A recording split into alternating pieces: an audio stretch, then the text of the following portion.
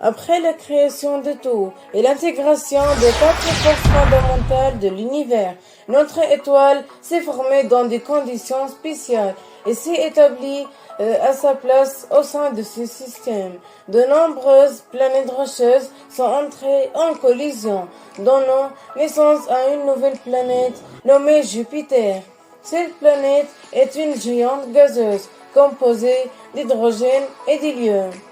Comme mentionné, c'est une planète gazeuse dotée d'une immense force gravitationnelle et d'un champ magnétique puissant atteignant environ 143 000 km.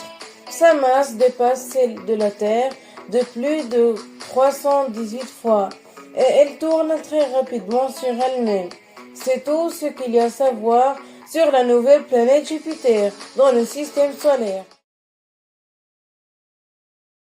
Il y a environ 4,5 milliards d'années, notre Soleil était entouré de nombreuses jeunes planètes et d'éléments constitutifs planétaires en orbite. Jupiter a été la première des géantes gazeuses à se former, probablement à partir d'un noyau solide qui a rapidement accrété du gaz. Saturne s'est ensuite formé, également en tant que géante gazeuse composée principalement d'hydrogène et d'hélium, avec un diamètre d'environ 120 000 km et une masse environ 95 fois celle de la Terre. Bien que l'attraction gravitationnelle de Saturne soit effectivement plus faible que celle de Jupiter, elle a joué un rôle important dans la formation du système solaire primitif. J'espère que vous avez apprécié cette vidéo sur la formation des géantes gazeuses de notre système solaire. Notre système solaire primitif. Notre Soleil abritait deux planètes géantes gazeuses, Jupiter et Saturne. On pensait alors qu'elles étaient les seules planètes gazeuses du système solaire. Plus tard, les choses ont évolué. Les deux autres planètes géantes sont apparues, Uranus et Neptune. Tout d'abord, laissez-moi vous présenter la planète Uranus. Cette géante de glace est principalement composée de méthane et de sulfure d'hydrogène. Elle a une couleur bleu clair vif et mesure environ 51 000 km de diamètre. Sa masse atteint 14 fois celle de la Terre et elle occupait la troisième position dans notre système solaire primitif. Maintenant, parlons de la planète Neptune. Cette géante de glace est très similaire à Uranus dans sa composition. Elle se compose principalement de méthane et d'environ 50 000 km et en masse atteint 13 fois celle de la Terre. Elle occupait la quatrième position dans notre système solaire primitif.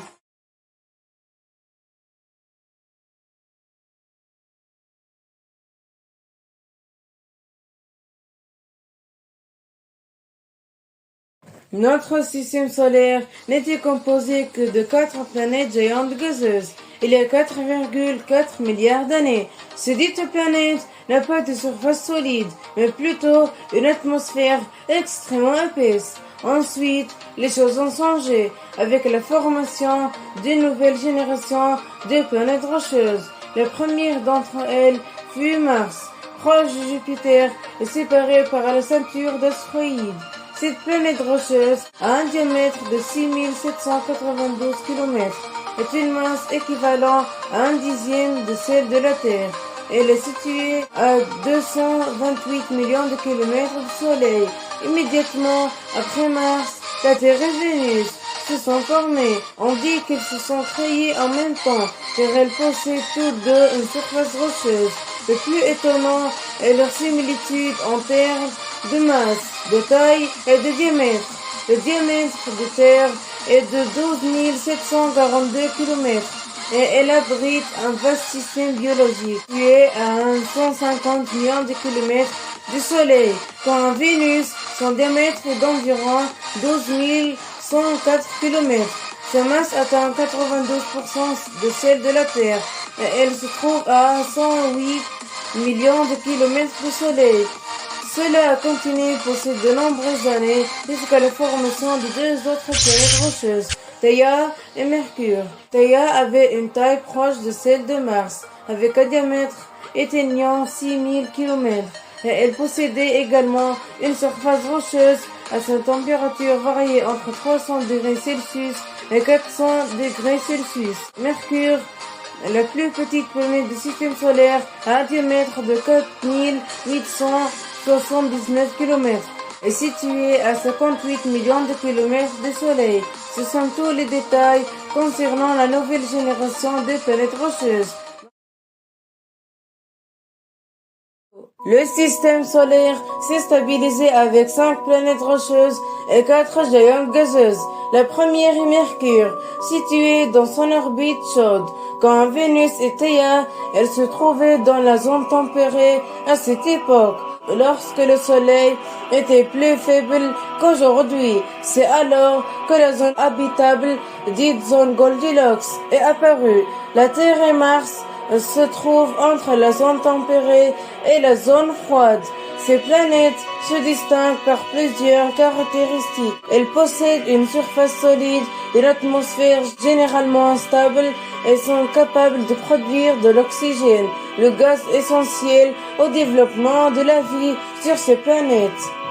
Ce n'est pas tout, elles ont aussi la capacité de produire des plantes qui sont la principale source d'oxygène. Des millions d'années se passaient, les planètes rocheuses se sont stabilisées dans leur orbite connue.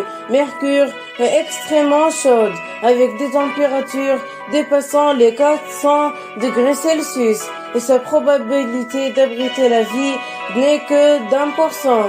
Vénus, située dans la zone habitable, avait à une époque 40% de chances en plus de développer la vie. Quant à Theia, bien qu'elle se trouvait aussi dans la zone Goldilocks, elle est restée chaude et instable au niveau de son atmosphère. La Terre, à cette époque, était en feu, composée principalement de dioxyde de carbone et d'ammoniac, et ses chances de former la vie n'étaient que de 15%. Mars, situé la zone tempérée et la zone froide, a eu la chance de développer la vie. Des plantes primitives y sont apparus, produisant de l'oxygène, et ses chances de soutenir la vie en étant 60%.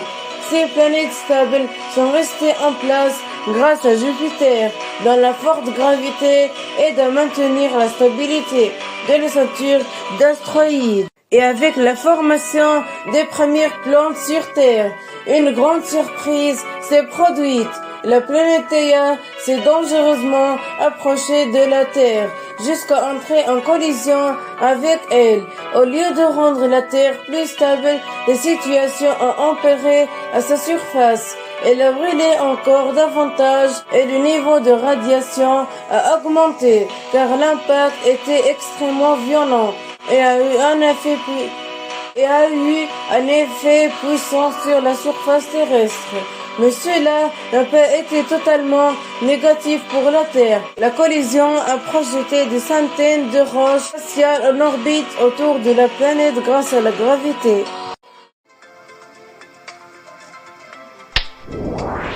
Le système solaire a connu de nombreux événements, dont la plupart étaient des collisions planétaires. La collision la plus importante fut l'impact violent qui s'est produit entre la Terre et la planète Theia, qui a projeté des centaines de roches et de la poussière spatiale. Ceux-ci ont formé des anneaux autour de la Terre à cause de la gravité, et les objets spatiaux se sont rassemblés pour former la Lune. La Lune a maintenu l'axe de rotation et l'orbite de la Terre. Les vieilles lunes de Saturne se rapprochent les unes des autres, ce qui pourrait entraîner une collision, ou si l'une des vieilles lunes de Saturne s'approchait trop, elle serait écrasée par la gravité de la planète.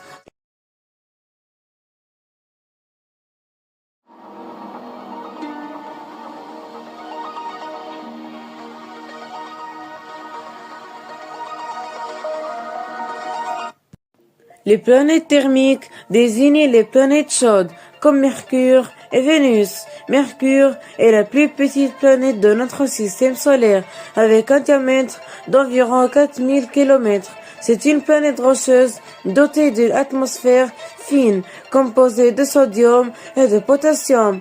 La température la plus élevée enregistrée y a atteint 468 degrés Celsius. Et elle est située à 58 millions de kilomètres du Soleil et se distingue par sa couleur grise en surface. Vénus a un diamètre d'environ 12 000 kilomètres, ce qui en fait la deuxième plus grande planète rocheuse. Elle possède une atmosphère extrêmement qui retient la chaleur, composée principalement de dioxyde de carbone. La température la plus élevée enregistrée sur cette planète est de 512 degrés Celsius et elle se trouve à 108 millions de kilomètres du Soleil. Ces deux planètes sont les plus proches du Soleil et sont situées dans la zone chaude. Les planètes tempérées désignent les planètes stables, comme la Terre et Mars. La Terre est la plus grande planète rocheuse de notre système solaire, avec un diamètre d'environ 13 000 km. C'est une planète rocheuse dotée d'une atmosphère modérée et stable, composée d'oxygène et d'azote. Sa température moyenne est de 15 degrés Celsius, ce qui en fait la planète la plus tempérée en termes de température. Et elle abrite la vie, et elle est située à 150 millions de kilomètres du Soleil.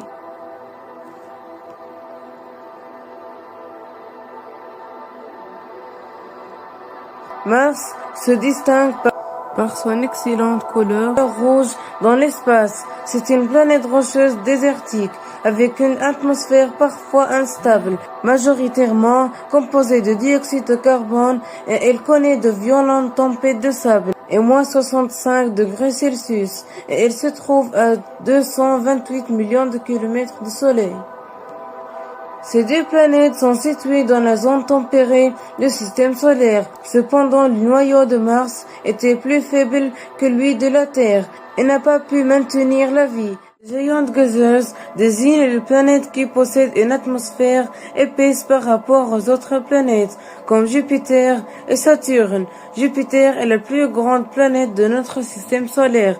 Elle a un diamètre d'environ 142 000 km et une géante gazeuse dotée d'une atmosphère épaisse, composée d'hydrogène. Sa température peut atteindre moins 110 degrés Celsius. Elle est située à 778 millions de kilomètres du Soleil. Jupiter compte 79 lunes principales.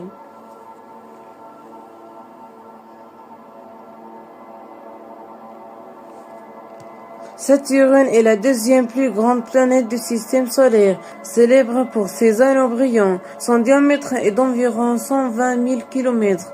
Comme Jupiter, c'est une géante gazeuse avec une atmosphère épaisse composée d'hélium. Sa température peut descendre jusqu'à moins 180 degrés Celsius. Elle se trouve à 1,4 milliard de kilomètres du Soleil, possédant 72 lunes principales. Jupiter et Saturne sont situés dans la zone froide à cause de la large distance. De glace distingue les planètes froides, comme Uranus et Neptune. Uranus se caractérise par sa couleur bleu ciel. C'est une géante de glace avec un diamètre d'environ 51 000 km. Elle possède une atmosphère composée de sulfure d'hydrogène et d'ammoniac. Sa température peut descendre jusqu'à moins 227 degrés Celsius et elle est située à 2,3 milliards de kilomètres du Soleil. Uranus compte 27 lunes.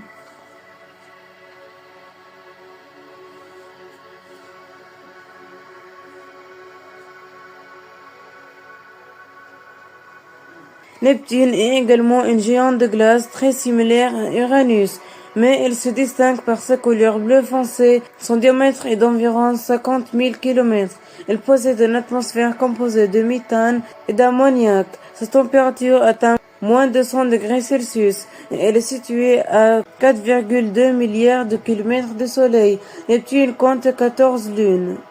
Ces deux planètes sont situées dans la zone froide dans notre système solaire, ce qui est pourquoi elles sont très froides. Merci d'avoir regardé et apprécié ce contenu sur les planètes. J'attends avec impatience vos charmants commentaires sur ce nouvel épisode.